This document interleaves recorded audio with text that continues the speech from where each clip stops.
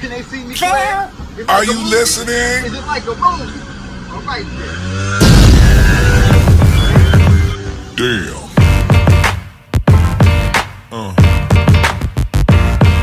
Yeah. Because Luke Campbell came across my desk today, and I've been on record saying that Luke Campbell was the truth, man. I like this kid, man. Look, man, he took 2-3 tough losses, right, against high-quality fighters, man. But every time Luke get in the ring, you see an increase. You see him raise his game. People used to call him stiff, slow, but his next fight, you'll see him moving his head. The next fight, you see him moving his feet. The next fight, you see him in the pocket, moving and shaking. This kid is a sleeper, and I put my money on Lukey versus Devin any day. I'm telling you now, man, it's his time. And to the larger point of the video, black fighters have lost their steam. They lost their steam in boxing. I'm sorry to say. Well, Paulie, he mentioned it before. And I'm here to tell you and reiterate that Paulie was on to something. I think he may have said things a little bit too harsh, and when a non-black person speaks on the issue of race in boxing, they kind of get backlash. But being that I'm black, I should be able to talk about it. So let's talk about it. You see me? So at the end of the day, Luke is a prime example of why Europeans and Mexicans, Spanish people in a whole, are taking over boxing, man. You dig what I'm saying? They're just taking over boxing. When you look at the black fighters out there, man, how many are stars? How many are putting hands and feet and fighting the tough competitors out there, branding their name, and the world know who they are when they walk the streets? You got a guy like the Weight Bully Spence who fought Phil LaGreco. You see what I'm saying? Type of opponents. Nobody knows who the Weight Bully is. You see me? When you look at Sean Porter, a guy who can't sell a family diner. You look at Keith Thurman, had all the skills in the world, couldn't raise his game, couldn't take his stock and cross over mainstream so the world could know who he is. You understand what I'm trying to tell you here? So when I say black fighters from heavyweight all the way down to 130 don't hold no weight. We got some guys at 147 shaking and rambling, 154. We got some tough competitors, but the Mexicans and the non-black fighters are taking over boxing. You see, when you look at Canelo Alvarez, people call him a Mexican, but we already know he's European. Take a blood test, you'll see that. But it's not about Europeans, Mexicans. It's non-black fighters who are making the gains and moving the sport. You see what I'm saying? It all started when we looked at the heavyweight division some time ago when the Klitschko's was taking over. If you look at the mainstream media, they didn't, put a spotlight on those guys because they were European, because they were non-black.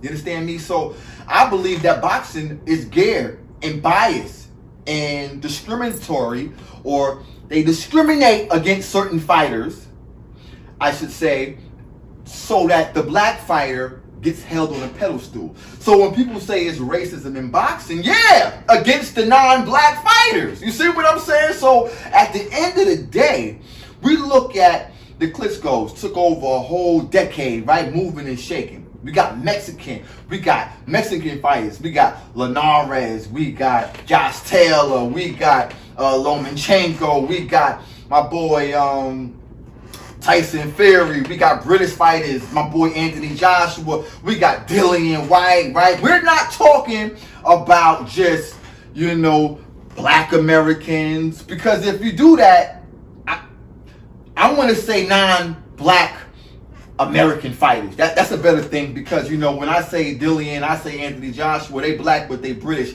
And if you're not from America, black Americans don't consider Anthony Joshua and Dillian White black. You know what I'm saying? That's how screwed up America is, and I'm a part of it, so I understand it. But we're talking to intelligent people out there, and you dig what I'm saying? That's some Stroud the Casual Boxing Talk. By the way, from Stroud ESPN, right? You see me? But my point is this. We got these guys, Josh Taylor. You see what I'm saying? We got Lomachenko. We got Canelo Alvarez. We got Tyson Fury. We got a lot of non-black fighters that are kicking ass and taking names, man. You know, so when Devin Haney made that statement, I was just sitting back like, yo, okay, when he gonna apologize? Because he know better. He know better. You see what I'm saying? Because these guys are taking over boxing because they dedicated to the sport. You understand me? I don't look at it as something about skill. I think skill and the mindset and your dedication under the big lights, under the big pressure that presents itself when you're in the ring is the deciding factor. Just like sparring don't really matter, right? Under the big lights is everything. And when you look at the black fighters that we got, Adrian Broner, right? Bisexual Tank Davis, right? We got guys like Sean Porter that's great, dedicated, but just ain't got that extra to take him over the edge. We got Keith Thurman. He's not a street guy, but he ain't got that extra hunger that he once had, right? So he's a dud. And we got so many black fighters like, you know, we go down in weight. We got Bunny, right? Easter, right? We got this guy. We got Gary Russell, inactive, right? These guys live a street life. They put more energy into the street life than they do into the sport. And this is the reason why they don't perform as great as they can.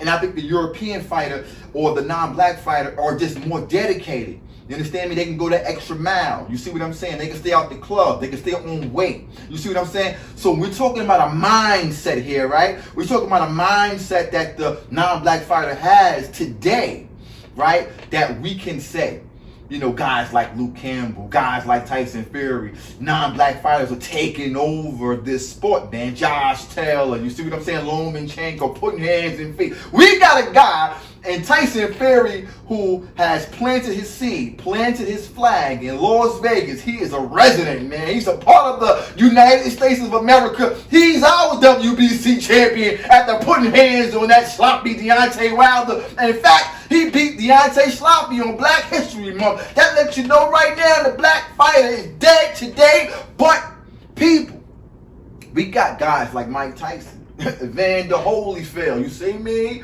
We got guys like Roy Jones. We got some of the elite black talent that we once had that were dedicated to the sport. Why at 57 Holyfield wants to come back? Why at 53 Mike Tyson wants to come back? Because he see a void, he sees something, he see a hole, and he see that the fans want to see a black, strong, athletic bastard get in that ring and put hands and feet, get those belts back. Because right now, the British, they got it all. As far as heavyweight, they got it all, right? You understand me? In every other division, they're moving and shaking. They're climbing. You see me? And there's a reason for that. Now, my point is, I think it's because of the the approach that black fighters are taking these days, right? It's like hip hop, you know? There's no effort anymore. Put on a beat, give it a nice hook, give it a nice little sound, and it's gonna pop. Before we had Nas, we had 50 Cent, we had the greats. You see what I'm talking about? That was spitting rhymes, giving you a story, giving you a message at the same time as giving you that hood. So that's where people put in more energy. Just like the old boxers, they was in the gym, you know what I mean, moving and shaking. And today, it's that backpack boxing, man. You know what I mean? I get on weight when I got to fight. Other than that, I'm going to eat. I'm going to eat. You see me? And that's the problem. And this is the reason why I believe that non-black fighters are losing in the sport of boxing today. And Earl Way Bully Spencer is a bad representation of boxing at 147 and at 154. You got the Charlo bums that won't fight anybody. So we got these fighters that are looking sick out there, and it's because of their background. But I'm tired of people talking about people's background, because if you're in a sport that you're making millions of dollars in, you should dedicate yourself and be the best that you can be. You see what I'm saying? I don't care about your background, because you've seen the world, you understand what's really going on, and that's just my opinion, man.